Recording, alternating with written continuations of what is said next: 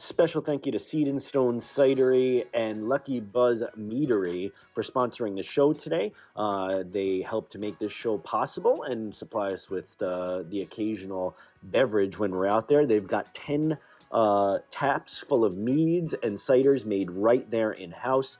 They've also got all sorts of awesome events going on, including an open mic almost every single Thursday where you can come out and show your musical talent. So all you songwriters out there, stop out and grab a cider or a mead and tell them that the Songwriters Couch and the Patrick Jaouen Band sent you. Again, Seed and Stone Cidery right here in Rochester, New York. Go out and visit them and let them know we sent you. Thanks, guys.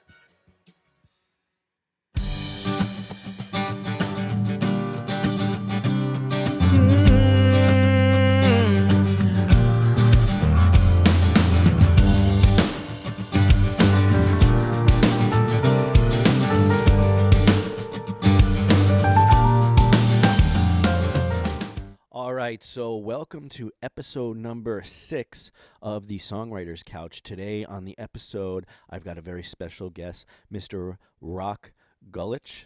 Did I pronounce it correctly? That's pretty good. Rok Gulič, yes. That's my name.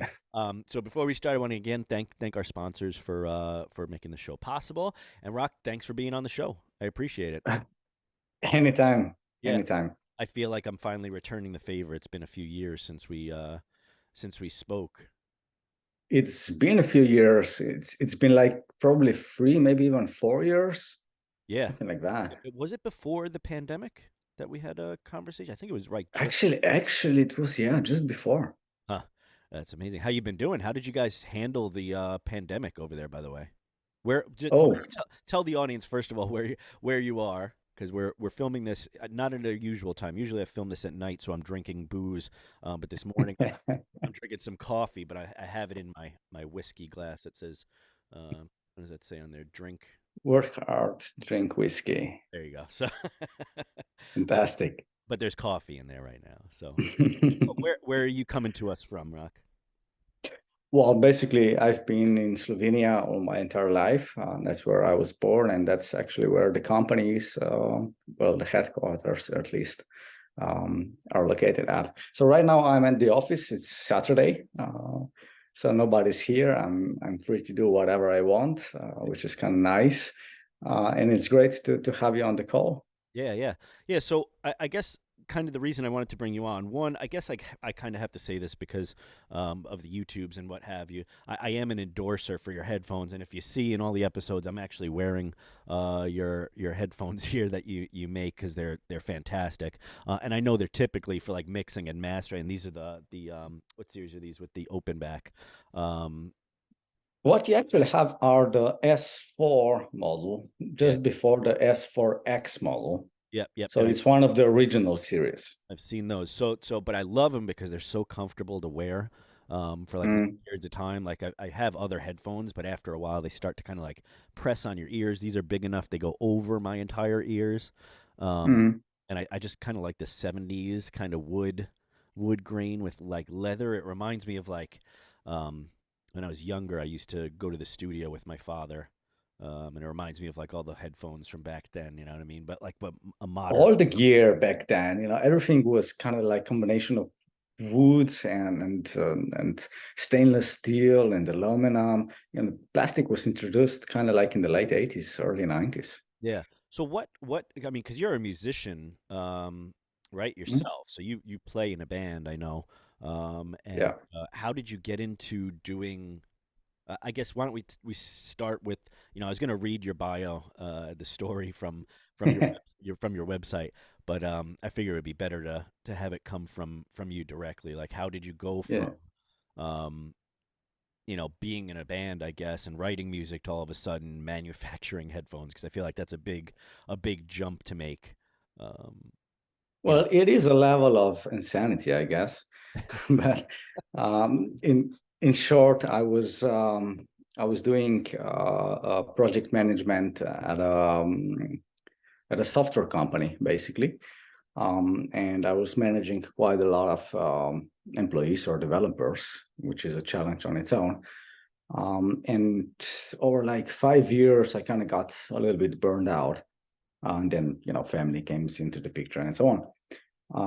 And essentially, I decided that I needed to have a lot more flexibility, for the lifestyle that I want. And that kind of pushed me in the direction of creating something, my own company. And I was always good with tools. I was always good with creating something out of nothing. And that kind of sparked, the idea to, why don't we create something that can be manufactured in a small place, in a workshop, something like that. And the initial idea actually, I wasn't building headphones at first. I was making tactile transducers, basically a pillow that you would put behind your back and it would vibrate at low frequencies, similar to SubPac, if you're familiar with that. So that was the initial idea. I started with that, and that actually got me the first a little bit of investment. It was basically a grant, from Slovenia, and I got 50K, which is, at the time, it was insane amount of money, and that actually created the momentum to be able to start really developing things, not worrying about your monthly obligations that I had at the time. Now you realize 50 grand is not even a drop in the bucket of what you need to really keep a company going, right? But I would 50K, yeah, that's like 50K. I mean, depends obviously on the scale, just like in household or whatever. But 50K is a lot of money if you put it to work correctly. Sure. On the flip side, of course, we can't compare to like Sennheiser, for example. They will do 70 million in R&D alone per year. So obviously the scale is like very, very different. But 50K is a lot to get the project going, which I'm sure that your community of songwriters, you can do magical stuff, and you can get a long way with just a couple of €1,000 or dollars or whatever. Yeah, and I think that's kind of an inspirational kind of story to me too, because you kind of had this dream of like, okay, I want to continue to do music, and I want to continue to do what I'm doing, and starting a family is always difficult to like get into, because it's a whole different mindset when you have kids and you have responsibilities like that you have to start worrying about, okay, am I going to be able to spend time with them? And then on top of that, obviously I need to be able to provide for them and all the like. So you kind of started with that, and like you said, 50 grand sounds like a lot of money, especially if you're starting from kind of a garage. But it ends up going, like I said, going fast, I feel. But you managed to make something out of nothing, and I know that feeling of creating. I think a lot of the songwriters on here that I've had on the show know that feeling too, where it kind of comes out of your mind, and all of a sudden it's in the real world, whether that be a song or headphones or our cider makers that sponsor us, or whatever it is. It doesn't matter. It's about being creative. Manufacturing, at least for me, it was always like, oh, that's like a factory, right? Yeah. But it's a lot more than that. And we have research and development department. We have then business development department as well. So these are very creative kind of tasks that we have to handle day in, day out, and it always changes. There's so many like pivots going on all the time. It's similar to your industry as well. You got to innovate all the time. Yeah. So what I guess, what was the biggest thing you learned, like early on in the process? Because I would imagine you're probably in a garage. Was it a garage you had, or what was your first your first manufacturing plant? Oh, dude, it was my dad's garage. Yeah, I've started there. Yeah. Basically using home tools, in America, you would say from the Home Depot. Yeah. Over here, it would be Albi, but same shit. So basically using drills and hammers and nails and, whatever tools that were available, hand tools, to create the first prototypes, basically just to prove to myself that I can. It was not really an idea of, hey, that's going to be a company someday. It was more like, I've left the previous job. I was kind of in between just do something to kind of like stay in the creative flow and don't get too lazy on the couch. Yeah. But that then somehow I've met this guy over here in this building that we have the company now.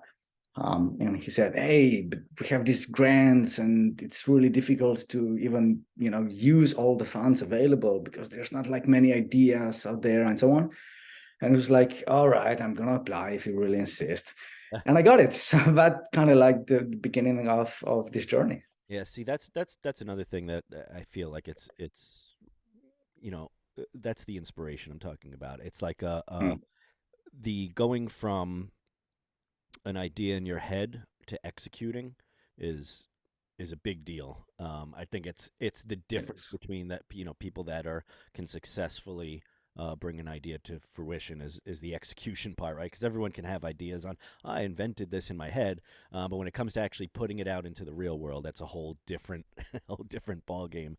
And I feel like there's an emotional attachment to that because there's so much of you that goes into it. Because it's a big risk to throw. Let's say you get an idea, whether it be a song, you write and you put it out into the world and people are going to be judging it. With a product, it's almost less emotional. I don't even know if that's true for the customer. And so they tend to think of it as a product. So they'll rip it apart in reviews. If if there's something wrong with it or whatever. With songs, people tend to feel, okay, we'll give you a little emotional, It's the game of right. objective or scientific or facts versus your subjective experience. And when it comes to music, it's impossible to objectivize it. It's if it's good to you and not to me, that's fine. Absolutely. There's the third element. Sorry to interrupt you. There's the third element where what you said earlier, like you have an idea, then you have an execution. But then you gotta keep going. That's the third element, right? So it's not just make it one time. You gotta reinvent and redo it and stay in the flow and stay relevant, which is the same for songwriters. You make one song, that's great, but you gotta do another one and another one and another one. That's difficult. That's the classic like sophomore album syndrome, right? Where a band goes out and they spend 10 years making their first album. It's a huge success or whatever. Yeah. And all of a sudden you got to do the second album, and yeah. Oh my God. Like, you've got 6 months to do it or that 3 months. That reminds me of the early 90s. I'm sure you're going to be familiar with the Pearl Jam band from Seattle, right? Yep, 100%. So they had like the first album was called 10, I think. The second one was Versus and Yield and then No Code and so on, I think. Yep. And the first one made Pearl Jam a reality. And all that came later are just kind of like still pedaling on the first album from the 1991, I guess. You mean like the songs are reminiscent of that album, sort of? Like they're similar, yeah. In a way, they've created their own brand recognition and kind of sound, if you will, with that album. And everything is always referenced to that album. So is the new album, the new songs, are they like as good as those were? It's always kind of like going back and trying to do that connection. Yeah. Do you struggle with that with regards to the headphones and your company now too, like trying to kind of, because that first time you do it too, it's always super exciting too, right? It's like the first time you actually get someone to purchase, let's say, your headphones or purchase your music, or you go and perform and someone comes up and like, oh, that was good. Do you find yourself constantly trying to, I mean, I can tell that this is true because I see it in your latest products, but you find yourself constantly trying to make it better or chase the dragon, as they say, in other words. So of course.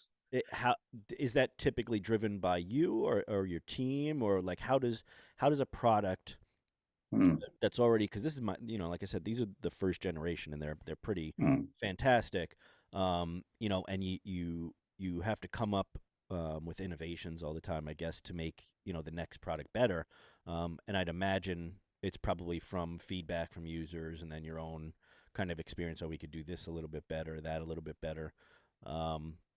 It's always a mixture of kind of like three things, I would say. So idea stage, that's one thing. And there's the feedback. right? So we have all of this, but then there's always technology involved.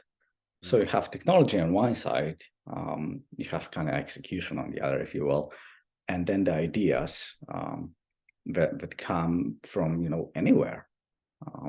I got ideas from watching Netflix. Why not? I mean, there's ideas are everywhere. You just need to capture those and then maybe see if it's relevant for your case.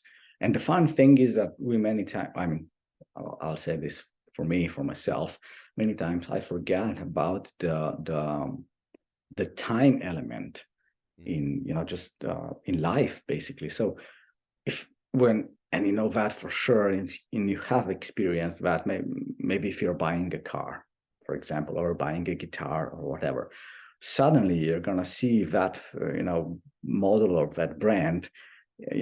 Every 5 cars, it's going to be the car that you're watching, that you want to buy, right? Suddenly, 2 years ago, you never saw it. And 2 years later, you're not going to see it again. So it comes to this timing element, or the timing of your, I don't know, help me out here with my English vocabulary being a little short. It's like a timing element to your life and to what you're experiencing and to what you're thinking. And based on that, what ideas are actually captured. And then you can implement them, or at least have a critical discussion with yourself about the idea. But it always comes down to a timing element. At least that's how I see it. Yeah, and I think that there's a similarity to to making music too. Like you're trying to say, like when the product comes out, the timing of it's very important, and when things get released or features get released, I would say on a headset. Yeah, there was a cool. I had a podcast like a few months ago with Sean Talman. He's a great engineer. He did, I think, Eminem songs and Rihanna songs and so on. And he said like an interesting thing about this timing element of things that are happening in your life. So he had an artist coming in, doing a mixing, doing a record, and he was mixing it. And the artist was in the Wu-Tang kind of records at the time, heavily influenced. But the record that he was making was like 6 or even 8 months old, something like that. So his mentality in approaching and making decisions in the mixing, does it sound right or not, were heavily influenced, by the records that he was listening that week or those 2 weeks, rather than what he was listening to when he was actually creating, or she actually creating the album. So that time aspects will influence your judgment again and again, and you need to be aware of it. Otherwise, I think you start jumping around with ideas and you're pivoting too much, and then it's all kind of like a mess if you forget about the focus. I don't know. Did you experience that? Yeah, I like that. I like that point. I feel that's definitely true, because depending on what I'm listening to at a time too, even just the songs I write, will kind of be influenced in some way, shape, or form by what I'm listening to. And then when it comes down to mixing and mastering and what you want that sound to sound like in the end, I'm sure that's the case too. I'll be honest, Rok, I'm terrible at mixing and mastering, so I usually sub that out to someone else that's more proficient in it. But I do give your headphones a run for their money, because I try and then ruin mixes and ruin masters, and then send it off to the professionals to to do it. I'm more of a performer than anything else. The technical side I tend to finagle around with, but I've never become too much of an expert in it. My ear, that's great. I can hear whether or not it's different. I just don't know what knobs I should be twisting and turning to make them sound the way I want them to sound. Well, it comes down to self-awareness, right? What are you good at? What is your skill set? Yeah. And that's probably really important with regards to a company too, right? Because you have your strengths, you have your weaknesses, and then for your weaknesses, I would imagine then you hire or you sub out work to individuals that are capable. What is that like? Because I know with regards to a band, I always equate this with this podcast to like being in a family, but it is also like running kind of a business, because you've got not necessarily Same thing. employees, but yeah, you have different personalities. You have, they're human beings that are doing the work, and then you have people that have their strengths as well as weaknesses, and you have your strengths and weaknesses. What is like how do you approach the leadership of a company like that? Is it something you've gotten from experience from being in bands? Is it something like you had experience before doing that, or is it something you're just kind of flying by the by the seat? You've reminded me of an attempt, probably now it's almost 10 years old, an attempt of writing a book with a title that you've mentioned, so business lessons from being in a band. So I actually had like a preface and then I stopped. It's still on the bucket list. So half obviously, half written, sorry, in a notebook. Yeah, so some basic ideas, and just again the timing element of your life, right? But when it comes to designing a company, or when it comes to designing or building your own family, or a band, it doesn't really matter, because it all comes down to relationships. It's always about a relationship. Either it's a relationship that you have with another human being, but it's also the relationship you have to values and beliefs, and even to things. For example, if you got like a songwriter coming in with a guitar like you're holding right there, and I'm still waiting for a song. If it's like really dirty and not taken care of, you're showing off to everyone your relationship to the instrument that is most probably fitting you and your family, right? So everything is in a relationship kind of way, and those things and things that are true for any relationship are exactly the same in a company, right? How do you take care of, of course, employees, but also how do you take care of the gear? How do you take care of your competitors, right? Do you respect them? Do you learn from them? You can actually go and check. I had some fun with SonarWorks a few days ago. They've released something, and on Facebook they had like a little shit story going on. And I was just hanging there, commenting, liking. It was really, really fun to watch, in a way. Really fun to watch a competitor going through the same things that we are going with when we are releasing stuff. There will always be somebody sad or angry, or just bought the headphones like 2 weeks ago, and I will have a new headphone, new release, updated with lower price. Oh my God, right? Of course it sucks, but it's a part of the game. There's nothing you can really do.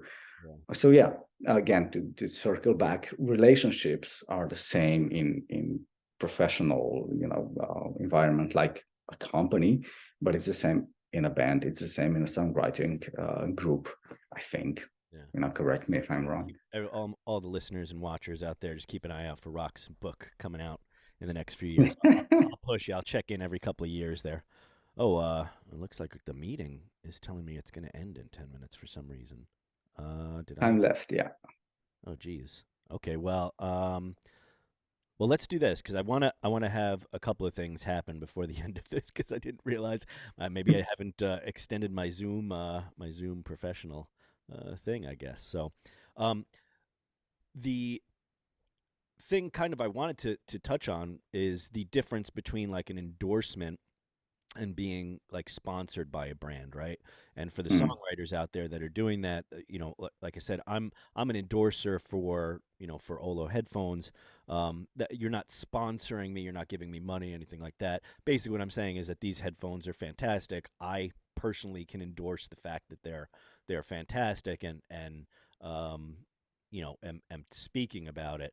How important do you think are those those things? Because you open it up to musicians and to mixers and masters, engineers, and the like, to be a part of that program. How important was that, and why did that kind of become a thing? Well, obviously it's a two-way street, right? So endorsement program is meant to work for you as the endorser and for us, right? It's kind of like two-way street going on. So we endorse you, well, first with like better pricing of the obvious thing, Right. but you're also listed on our webpage. You can, if you want, that comes down to you and how active you are in the community, but you can connect with anyone in the endorsement through us. You can ask for recommendations. We are in contact with a lot of people daily, and we do have kind of like a feel for the beat or the rhythm of every single individual endorser, right? So some will, send us projects like every 2 weeks or every week. Hey, I have a new record. Hey, I did this, I did that. I was included here and there, and they're updating their profiles. So we know which guys are really in the music industry, are really making, they have a momentum and they're really strong in that. And, we can also distill the ones that are like occasionally doing some things or not really serious about that. So we can use that community and, just using, again, relationship with us to forward it on to others. And basically what we're asking in exchange for, the better pricing and all of this community and other stuff that come up, including beta testing, for example, is that you support us in any way that feels natural for you. In your example, it's a podcast, you're wearing those, and that's all I can ask. That's not the only reason why I brought you on here. Like I said, I found it interesting talking with you the last time, so I really wanted to kind of get into your brain and pick your brain. I think what I'm going to do here is I'm going to probably once this time here runs out, we'll stop it. And I'll kind of start again so we can get a little bit more, and I'll edit it after the fact. I haven't used this. I had my old podcast I used to do, and I did have a professional, but I must not have renewed it because we've been doing all of them live here in the studio. Here. So, yeah. So the endorsement thing is I appreciate that you do that because, sometimes people are also on the fence when it comes to purchasing something, especially if it's a smaller company producing something like this, right? And they're a little expensive. And okay, I want to try these out, but I don't know if I'm willing to drop, the full amount to test it. And I feel that it's a great thing for you guys to offer, but it has to be mutually beneficial, right? So for all the songwriters and musicians out there, the reason I bring that up is because a lot of people are looking for maybe endorsement deals or they're looking for sponsorships or things like that. And you have to think about it when you're in a band or you're a musician as a business. As a business would think about it. You can't just go to a business that's manufacturing stuff and say, I just want free stuff and, I'm not going to really do anything with it and I just want the free stuff. You've got to make a business case as to why it makes sense for them to, one, want to offer you either a discount or something like that. But then two, yes. How are you benefiting them? What's the benefit to them of you having their product or using it? Like I said, I really love these headphones, so I use them all the time, and you'll see that in every podcast I've done in the last few years. And most of the music that I've attempted to mix and master has been done on these. So I really appreciate like your attention to detail with them and how they how they sound and all that. And that's something I want to get into here. I'm going to stop this recording now before it breaks. And for everyone listening and watching, we'll be back in like 2 seconds, probably less via the cut, right? They won't even know that it happened. So give me one moment. I'm going to stop it and we'll restart it. All right. For everyone that's still paying attention, we're back. Hopefully that was a great edit I just did in the future. But we were talking kind of about the similarities between running a business and a family and songwriting and that sort of thing, and then we got kind of into the endorsement thing. And I think that treating your music like a business is something that's important. Yes. Like I said, I do want to send out an appreciation to you for including the people that are going to be using the headphones in the discovery of things, with feedback and stuff like that. Because similar to music, when you put out a product, you can kind of get in the headspace of I'm going to just make this for me and what my desires are, what I want out of this, and you can sometimes ignore what your customers are saying or your listeners when it comes to songwriting. do you find that sometimes when you get feedback, you can take that a little personally, or do you find that? Oh God, that's like the most difficult part of having your own face and personal brand and your own integrity in a way, melted into a product and a company. But yeah, it's difficult. I've had an interview like probably a year ago with a reviewer, and he had a great question. He asked, what bothers me with reviewers, and it was like, ka-ding! And it's like feedback is very personal. It is very technical. It's very objective. It's facts.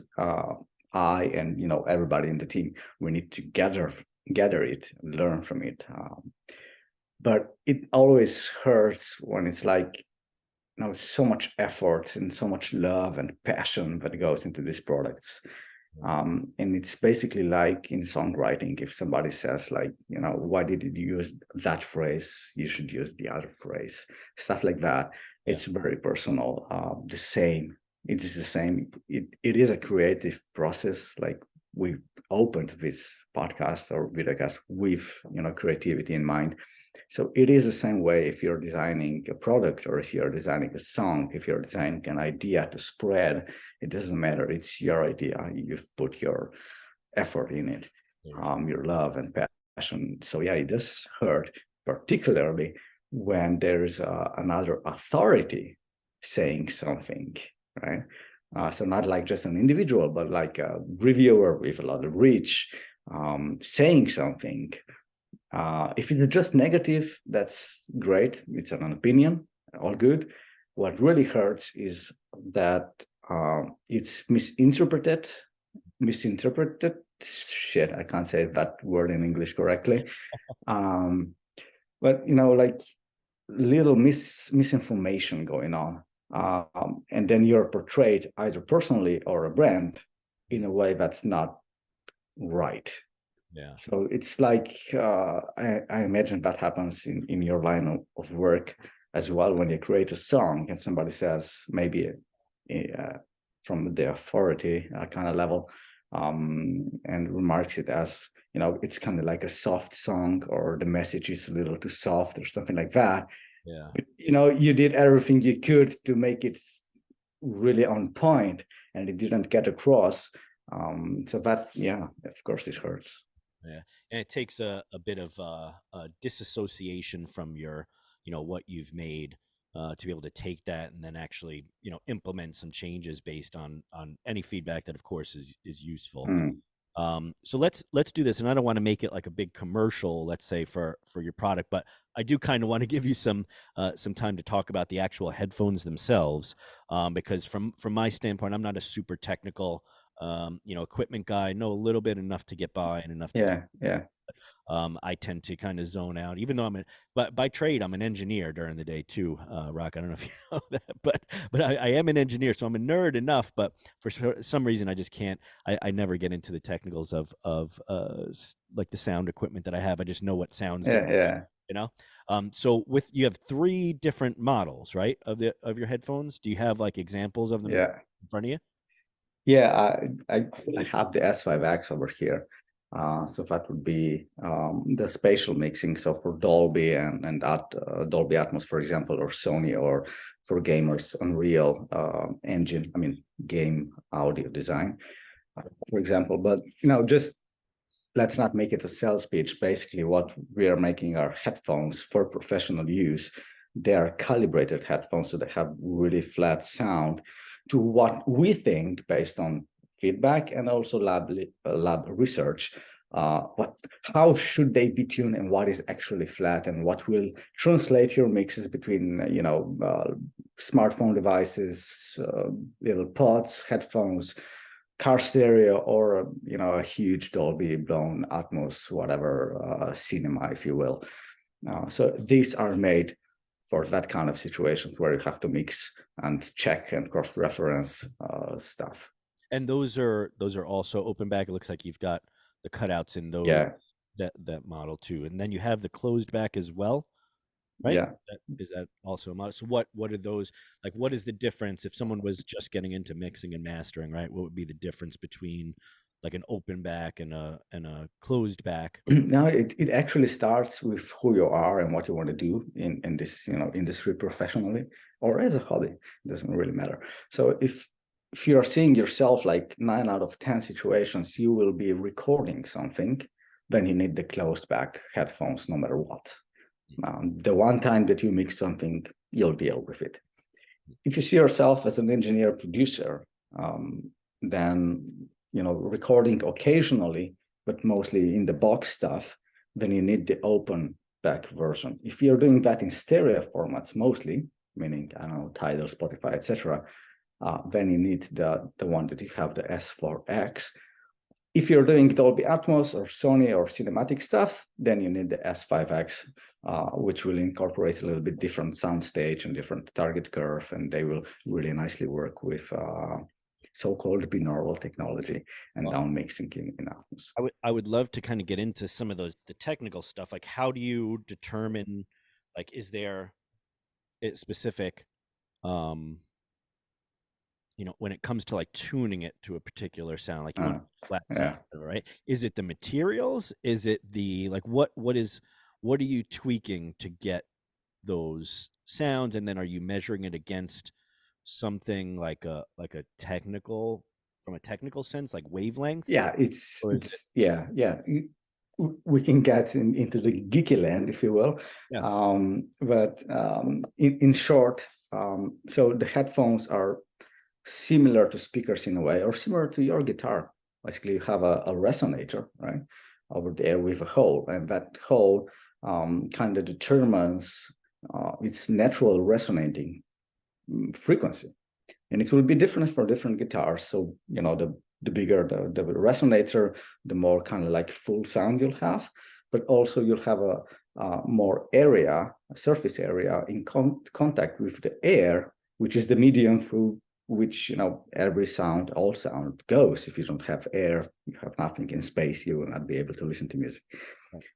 So with headphones, it's a similar idea. There's again like a little bit of a resonator as the chamber, and it needs to be controlled in a way. So you would have like the hole in the shape of the resonator on a guitar. Over here you have these little holes at the back, but also how things are designed at the front. So is it flashed, or is it at an angle? Is there like a conical design to it that will change the impedance over there? So for example, that from you've seen that in speakers, the little tweeters on the speaker, they always have like this kind of like conical shape, which helps them kind of like penetrate the resistance of air on them. So with that conical kind of radiation, you need less power to make it go louder and wider, basically. So it's similar in headphones. So how if that makes sense? Yeah. Do you use like one of those? Have you ever seen those fake ears? That has like a microphone inside. Yeah, of course. Do you have those? You have? Yeah, of course. Okay, that's like it's a big debate, so we can go really technical over here. Yeah. So we have different target curves. So for example, let's try and find an idea of what is actually flat sound, or what is neutral sound for your guitar, right? You record it, and then we'll have a debate on, does it sound natural now, or should I like change the microphone to sound more natural? Should I EQ it a little bit to sound more natural? So it's going to be a debate between different people, what is more natural and what is already colored, right? So where are the limits? The same comes down to monitoring systems, speakers, rooms, and headphones. How should we tune those in order to be really natural for the majority of people? And that's the idea. And there's this company, huge company, corporation, Harman International, right? They were bought by Samsung a few years ago. So what they did is they developed so-called Harman target curve, which is used for speakers, rooms, but also for headphones. They have different variations of those. And they did that quite like it's 15 years of experiments to get down to the idea of ideal target curve. That would be like a frequency response that is the most neutral for any situation and for any ears on the planet. Great starting point.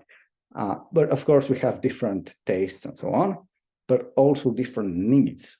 So as a recording engineer or as vocalist or guitar player, you will benefit by hearing the mid frequencies really, really well, because that's where most of the things happen for you. But then you have like a EDM producer on the other side. Sure, mids are important, but if he or she does not really hear the low end and the super sparkling end, then it's impossible to balance it out. So you'll have two professionals both requiring and needing like something that's flat that will help them translate whatever they made to different systems and situations and scenarios. But at the same time, they need two very different monitoring in order to perform. Yeah. So that's where we come in. And that's why we have the S4R target curve, which is for vocalists, guitarists, and etc. Very much mid-forward oriented, a little bass, a little high-end, not too much, very mid-forward. Then we have the S4X for stereo, which means that they will translate really nicely into a room with two speakers or to just casual headphones or earpods, etc. And then we've developed the spatial audio, which comes down to your, how your ears actually pick information or localize sound. And to do that, we need extra high frequencies actually to be involved and a little bit less bass. So there's another target curve for that use case. So that's also been developed by, you said the Harman curve, right? Is the name of the curve? Is that, there's a similar target you said for the spatial audio? Yeah, that I haven't even begun to. I mean, I think I've released some of them in spatial audio, but they haven't been mixed and mastered, I don't think, for spatial audio. It says that it is on iTunes or whatever, but I don't think it's been appropriately mixed and mastered for that. That must have been, is that like a huge leap from where you guys were in a technical standpoint, or was it just kind of a next iteration of like where headphones are going? It was basically listening to the marketplace, what's going on in the industry, where is it going? And there's more and more of this Dolby Atmos and everyone else as well. Also, don't neglect this. So you are in the music industry, right? But there's a whole other industry which is just cinematic film and multimedia and so on. They're all using audio as well, and they're very strongly pushed into spatial kind of formats, right? So they have a different requirement, and we had to kind of adjust the S4X to meet those requirements as well.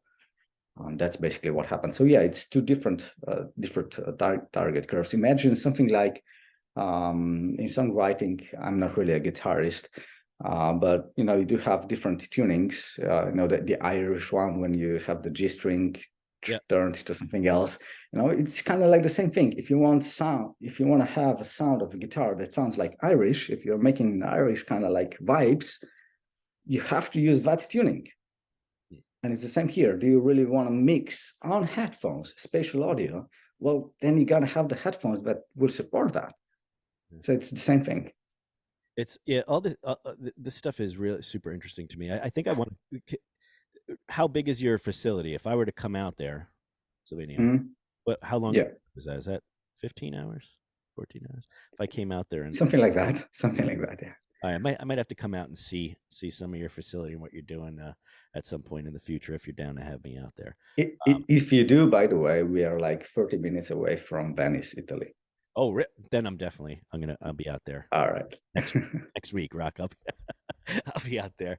So I guess what is what's upcoming here? I mean, what do you, if you guys, I mean, whatever you can share, obviously, what are you working on? And one of the things I really like in a headphone, and maybe I'll just express this now.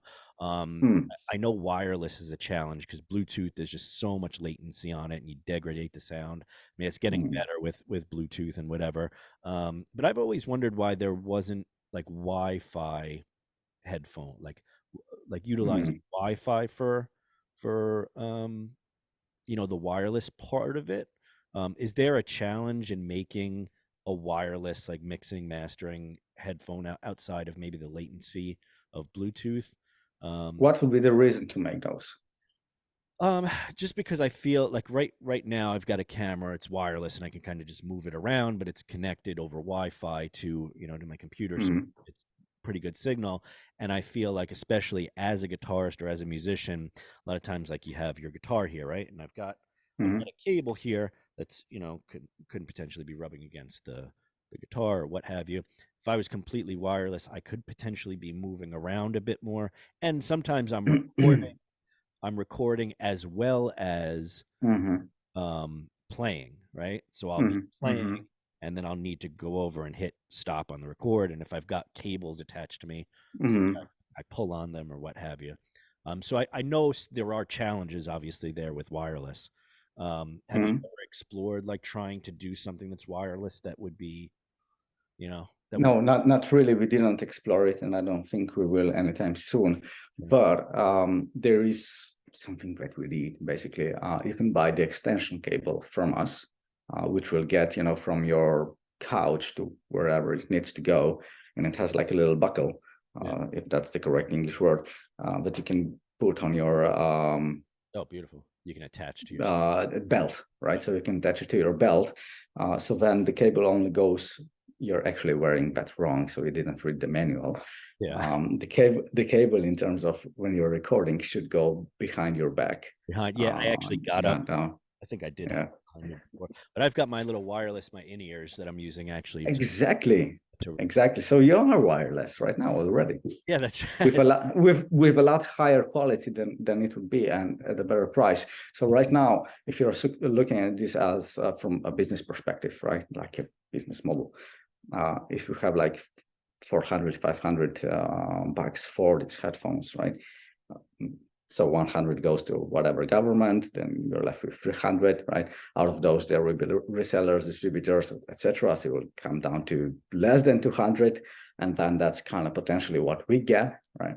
But with that, we need to survive, develop, and do everything, and still have a solid margin, right? So basically, we need to create something for less than 100 bucks to make it work in the marketplace. So, do you want these 100 bucks to be used on sound, or transmitting sound? Yeah, that's what you're going to get. You can buy Bose or whatever wireless. You're going to get the transmission of sound for 400 bucks, and with a lot of DSP involved, EQing and manipulating the crappy sound in order to make it sound kind of like normal. Right. But if you're a professional, you're not going to do that. Yeah, you want to have like the pristine sound, and you don't care so much about the other part. And yeah, I guess I'm waiting for the wireless technology, because these are obviously professional headphones, and so you want the best quality. And honestly, right now, the best quality is a wired headphone. Yes, right, because you even with these things, you get a little bit of interference sometimes in RF, and you get all sorts of noise that can kind of be introduced into it via wireless. But I'm just waiting for the moment when it becomes so good, the wireless technology, that eventually you don't have to have it will connect it at some point. Yeah, it will at some point, without a doubt. So the biggest question that comes from wireless technology is not just the transmission of the signal. That's fairly easy to do.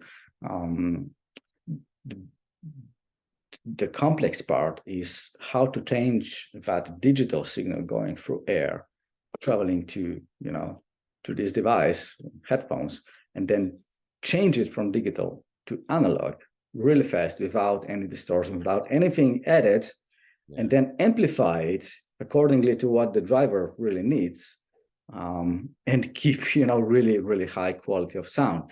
And all of that technology, which is usually like 1 or 2 rack units somewhere in a studio, would need to be inside every and each of these cups. Right, so it would be nice to be foldable. It would be nice to have battery in there. You need a battery. Right? Yeah. So all of that, and then you want to have great acoustics and great sound reproduction. It's not impossible, but nearly. Yeah, and probably cost prohibitive. It gets so expensive that it would be. Yeah, I mean, will you pay 2,000 euros just to have it wireless? Right. And the same quality. You won't, right? So it doesn't make sense. Well, my right now. My father always told me I have champagne tastes, but beer funds, is what he said. So that's, don't we all? Yeah. So Rok, I guess what what should people be looking out for? And let's throw out, is it I don't remember your website off the top of my head. Is it just Ollo Olloaudio.com, yeah. Olloaudio.com. So that's OLLOAUDIO.com. And yeah, what's coming next for Rok? Do you have your next album coming out soon too? Are you recording music or? Oh, dude, I've been in my band like for 25 years or something like that, and we've managed to release 1 album. Okay. Well, you got a lot of, and that's almost 10 years ago, and then I live in the fantasy world, where it's gonna happen for us. It's gonna happen for us, but we just keep on drinking beers and having fun. That's the best part of playing music, though, is having a little something to drink, some beer or whatever, and playing music. It is. I almost sometimes I'm like, I don't need to do it professionally. I'll just do it in my basement, and that's good enough. I mean, I would almost be happy with that. I don't know if ultimately at the end of my life I'd be like, I didn't put anything out, but what's the name? But that is difficult. Sorry, that is difficult for you, right? To keep kind of like the balance between having the passion and love for music and creating this stuff, but on the other side, that's your bread and butter, right?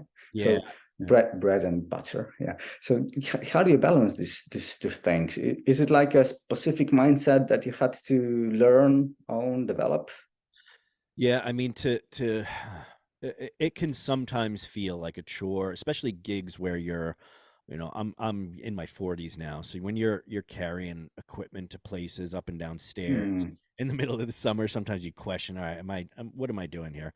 And even releasing, with the band, sometimes you get into arguments or disagreements about what should be, how should we have it, even the mixes and masters, right? Like people have different thoughts on how they should be, and a lot of times that'll be something that within a band you kind of disagree on, and you work it out, and sometimes you fight, and at the end of the day you're like, I just give up on all of this and whatever.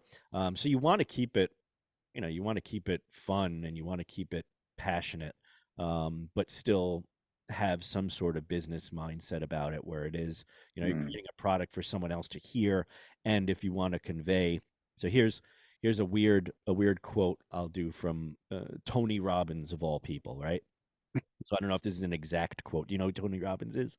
You have, of course. Have you heard? Yeah, the motivational guy. So he said once, it's not the job of the person that you're communicating to understand what you're saying. It's your job as a communicator to communicate in a way that allows them to be able to understand. And so when you're creating music, if you find that people aren't resonating with what you're doing, it's not because sometimes musicians can be like, oh, no one's listening to me, the tortured artist, I feel, right? But ultimately, if you're communicating what you're feeling, likelihood is that other people are feeling those same emotions. You're just maybe not communicating in a way that is getting across to them or having them actually understand it.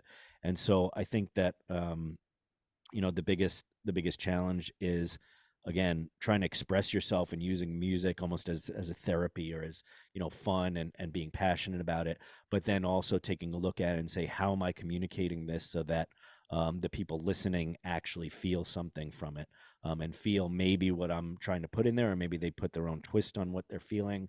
And I think that's the balance, is because once you connect with people, I think the business side of it, I mean, you need to know a little bit about business, but the business side of it, the sales of it, people wanting to listen to your music, wanting to watch what you're doing, will just come naturally.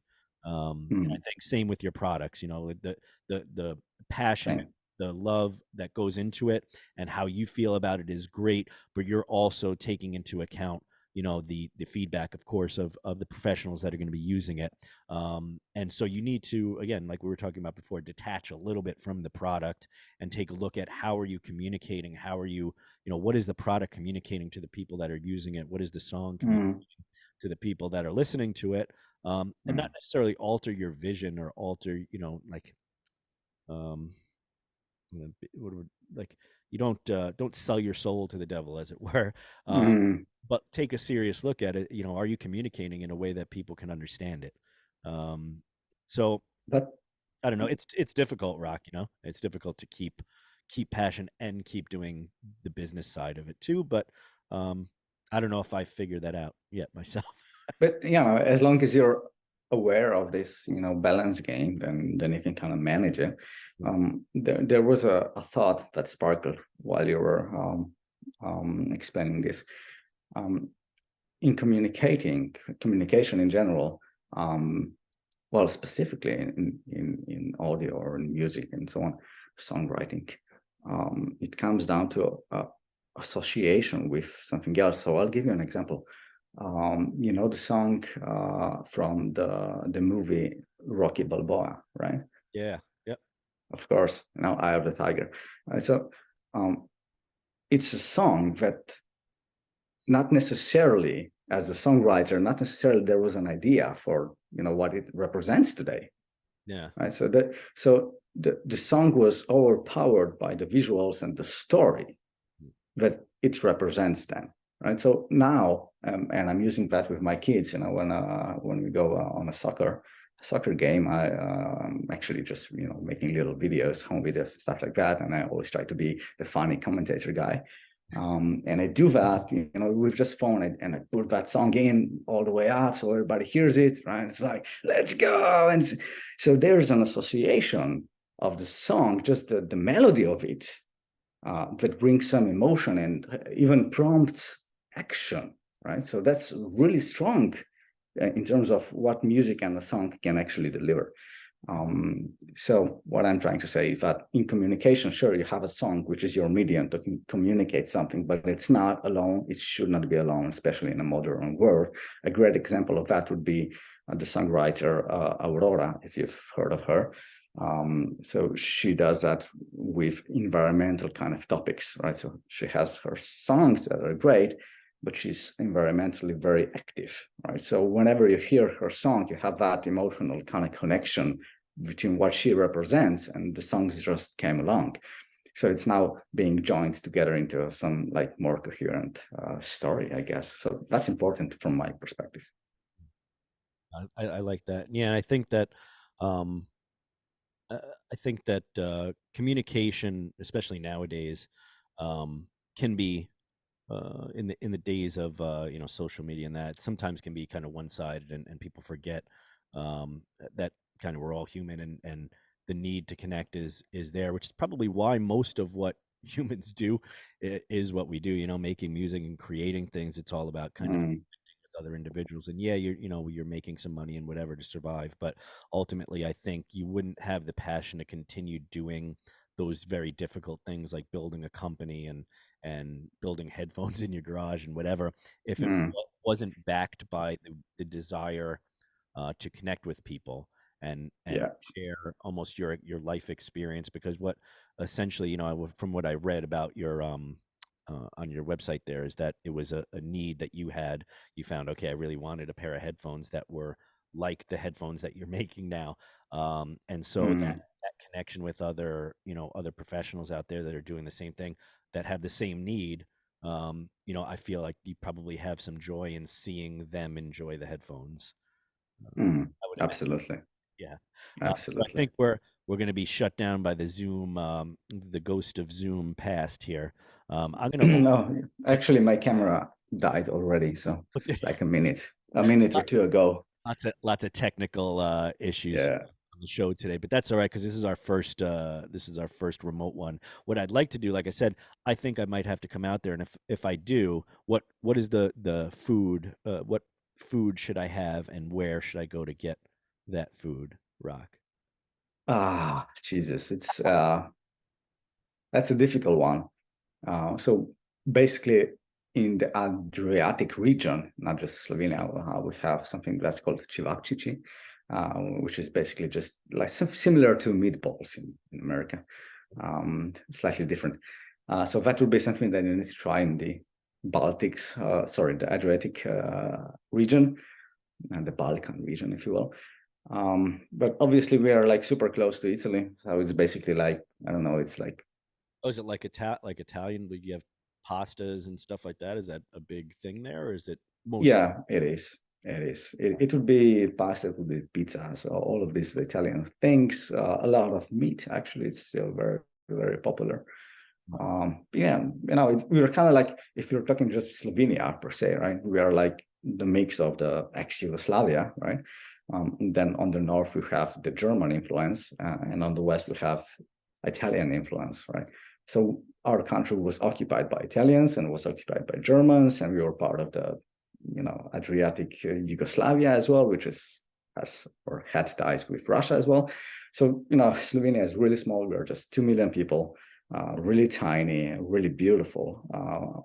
But in terms of, nationality, it's really mixed in the past, Similar to the events, I guess. Yeah. and how it's mixed. I just watched some documentary last night about a lot of German immigrants coming in during like the late 1890s into New York City. Mm. I'm from Queens, New York originally, so I was just watching and how some of the words that we use in English and American English to come from German, words and stuff like that. So very interesting. Okay, so we're gonna run out of time if I don't stop this ahead of time. But Rok, anything you want to plug before we end the episode here? Not really. I mean, it's been really, really cool, and I really enjoyed your angle on doing the podcast. And you have a technical guy on this side, but we didn't really talk too much technical stuff, which is what I really love and appreciate. Yeah, well, how about we do this? How about we do a follow up when I've gotten all my technical issues all in order for remote podcast, which should be in the next day or so. Honestly, we can schedule another one, and maybe we do a little bit of a deep dive on some of the technical stuff, and you could do maybe some show and tell if you want. Yeah, I would. If you want, that's fine, of course. Yeah, I mean, not this week, but maybe we'll schedule it for either December or after the new year or something, or actually before Christmas might be good because people are buying headphones for each other for Christmas. You get into all that. Sure. Rok, not a problem. OlloAudio.com, OLLOAUDIO, if I can spell.com. Yeah. Is where you can get the headphones. Like I said, I wear them all the time. I use them constantly for both mixing and for this podcast here. So go check them out if you got the need. And Rok, I appreciate it. I'll let you have your Saturday back. I know you're in the office on the weekend, so thank you for joining me. And we'll see you guys all on the next episode. Thanks. Stay safe and sound. Bye.